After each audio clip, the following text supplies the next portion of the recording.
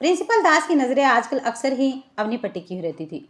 Avani school में नहीं आई थी और दूसरे टीचर्स से काफ़ी अलग थी। लंबी, छहरी, गोरी, घुंघराले बालों और आत्मविश्वास से भरपूर चार वाली अवनी की उम्र 30-32 साल से अधिक की नहीं थी। उधर 48 साल की उम्र में भी मिस्टर दास अकेले थे। बीवी का 10 साल पहले देहांत हो चुका था। तब से वे स्कूल के कामों में खुद को व्यस्त रखते थे, मगर जब से स्कूल में टीचर के रूप में अवनी आई है, उनके दिल में हलचल मचनी शुरू हो गई। वैसे अवनी विवाहिता है, पर कहते हैं ना कि दिल पर किसी का जोर नहीं चलता। प्रिंसिपल दास का दिल भी अवनी को देखकर बेकाबू रहता था। अवनी बैठो। प्रिंसिपल दास ने अवनी को अपने कैबिन में बुलाया था। उनकी नज़रें अवनी के बालों में लगी गुलाब पर टिकी हुई थी।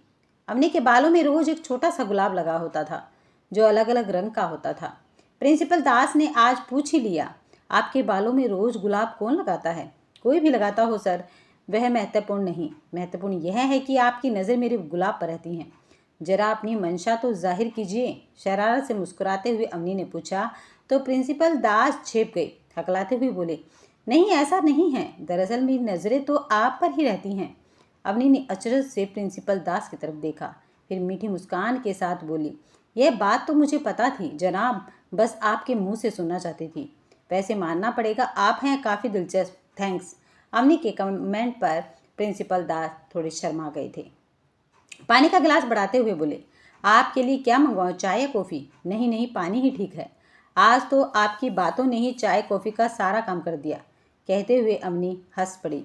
ऐसे ही दो चार छोटी मोटी मुलाकातों के बाद आखिर प्रिंसिपल दास ने एक दिन हिम्मत करके कह ही दिया, आप मुझे बहुत अच्छी लगती हो। वैसे मैं जानता हूँ एक विवाहित स्त्री से मेरा ऐसी बातें कहना उचित नहीं है, पर बस एक बार कह देना चाहता था। मिस्टर दास, हर बात जुबान से कहनी शुरू तो नहीं होती। वैसे भी आपकी नज़रें यह बात कितनी ही दफ़ा कह चुकी हैं, तो क्या आप भी नज़रों की भाषा पढ़ लेती हैं? बिल्कुल, मैं हर भाषा पढ़ लेती हूँ।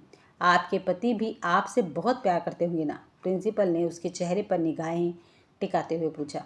देखिए, मैं नहीं कहूँगी कि वह प्यार नहीं करते, प्यार तो करते हैं, पर बहुत बोरिंग इंसान है। न कहीं घूमने जाना, न रोमांटिक बातें करना और न ही हंसना खिलखिलाना।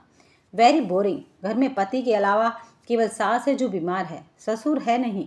पूरे दिन घर में बोर हो जाती हूँ, इसलिए इसको स्कूल ज्वाइन कर लिया। मुझे घूमना फिरना, दिलचस्प बातें करना, दुनिया की खुशियों को अपनी बाहों में समेट लेना, यह सब बहुत पसंद है। आप जैसे लोग भी पसंद है, जिनके अंदर कुछ अट्रैक्शन हो। मेरे पति में कोई अट्रैक्शन नहीं है। प्रिंसिपल दास को अवनी की बातें सुनकर गुदगुदी हो रही थी। अवनी जैसी महिला उन्हें अट्रैक्टिव कह रही थी, और क्या चाहिए था? उन्हें दिल कर रहा था अपनी महबूबा यानी अवनी को बाहों में भर ले, पर कैसे? कोई पृष्ठभूमि तो बनानी पड़ेगी। मिस्टर दास ने इसका भी उपाय निकाल लिया।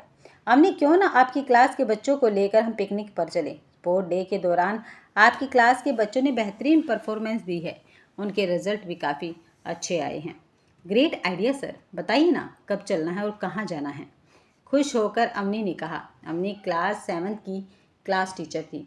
अगले संडे ही कक्षा 7 के बच्चों को शहर के सबसे खूबसूरत पार्क में ले जाया गया। पूरे दिन बच्चे एक तरफ खेलते रहे और पार्क के दूसरे कोने मिस्टर दास अवनी के साथ रोमांस की पींघें बढ़ाने में व्यस्त थे।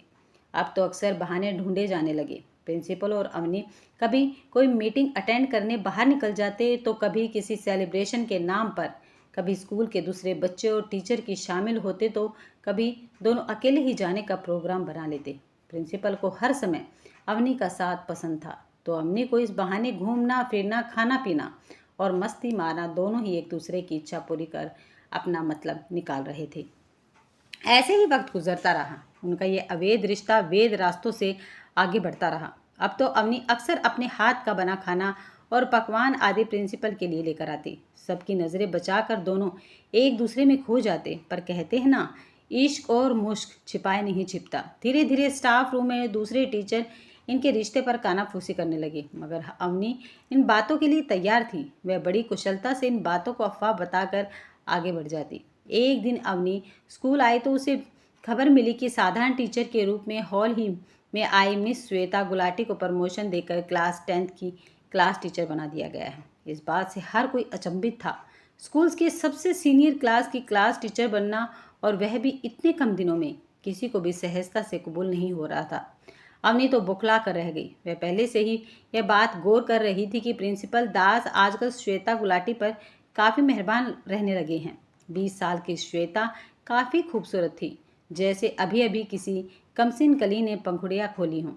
जब वह इंग्लिश में गिटर पिटर करती तो दूसरे टीचर इस पीरियड कॉम्प्लेक्स से ग्रस्त हो जाते। उस पर श्वेता के कपड़े भी काफ़ी शॉर्ट स्कर्ट।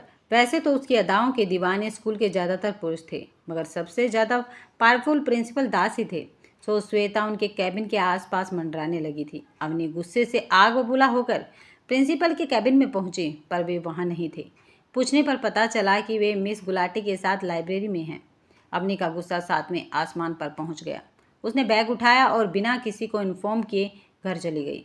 बाद में उसके मोबाइल पर प्रिंसिपल का फ़ोन आया तो अवनी ने फ़ोन उठाया ही नहीं।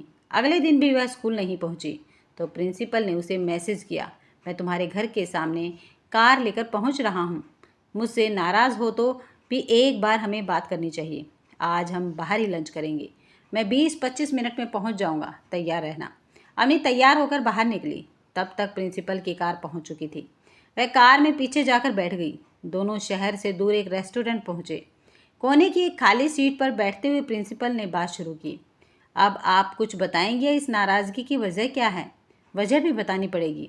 आप इतने नादान तो नहीं हैं। ओके बाबा, मैंने श्वेता को प्रमोशन दी, इसी बात पर नाराज़ होना। प्रिंसिपल ने अपनी गलती मानी। मैं जान सकती हूँ उसमें ऐसे कौन से सुखरबाव के पंख लगे हैं जो मुझ में नहीं हैं। गुस्से में अवनी ने कहा, ऐसा कुछ नहीं है डार्लिंग। मैं डोंट टेल बी डार्लिंग। अब तो नई डार्लिंग मिल गई है जनाब को। अरे ऐसी बात नहीं है अवनी, ऐसा क्यों कह रही हो? सच ही कह रही हूँ। ज़रूर उसने खुश कर दिया होगा आपको, तभी तो इतने कम समय में अवनी ने सीधा इल्ज़ाम लगा दिया। जुबान संभाल कर बात करो अवनी, मैं ऐसा नहीं कि हर किसी को इसी नज़र से देखूं। खबरदार जो ऐसी बातें की। मैं प्रिंसिपल हूँ, मेरे पास अथॉरिटी है। जो मुझे काबिल लगेगा उसे प्रमोशन दूंगा।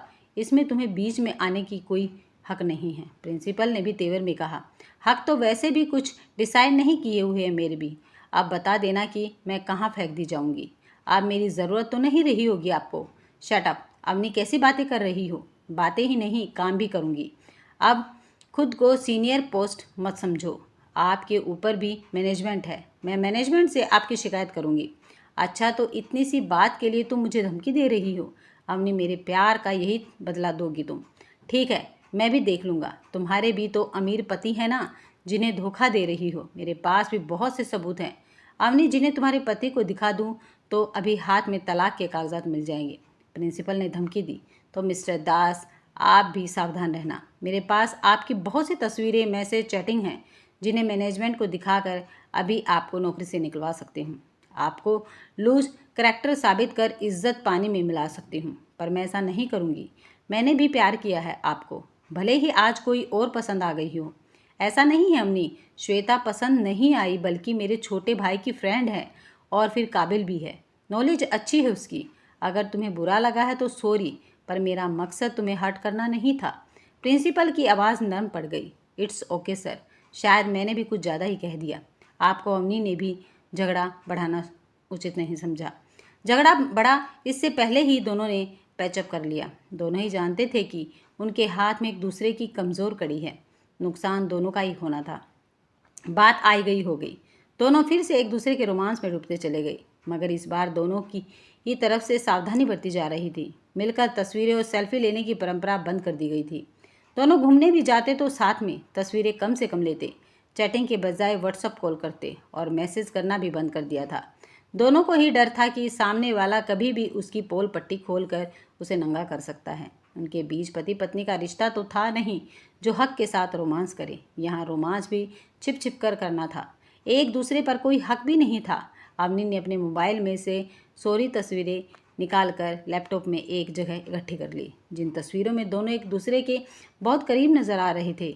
यही नहीं, सारी चैटिंग मैसेज भी एक जगह स्टोर करके रख लिए। वह कभी भी मौके पर चौका मारने के लिए तैयार थी। उसे पता था कि प्रिंसिपल भी ऐसा ही कुछ कर सकता है, इसलिए वह इस रिश्ते को ख़त्म कर उसकी नाराज़गी बढ़ाना नहीं चाहती थी। अब उनके बीच जो रोमांस था उसमें मज़ा तो था, पर एक दूसरे से खौफ भी था। प्यार के साथ डर की यह भावना दोनों के लिए ही नहीं थी, मगर अब यही खौफ उनकी ज़िंदगी का हिस्सा बन चुका था। दोनों एक दूसरे को प्यार भरी नज़रों से देखते थे, पर दोनों के दिमाग का एक हिस्सा समझ रहा था कि एक शख्स मेरी तबाही की वजह बन सकता है। अगर आपको कहानी पसंद आई है तो वीडियो को लाइक, शेयर, चैनल को सब्सक्राइब करना मत भूलिएगा।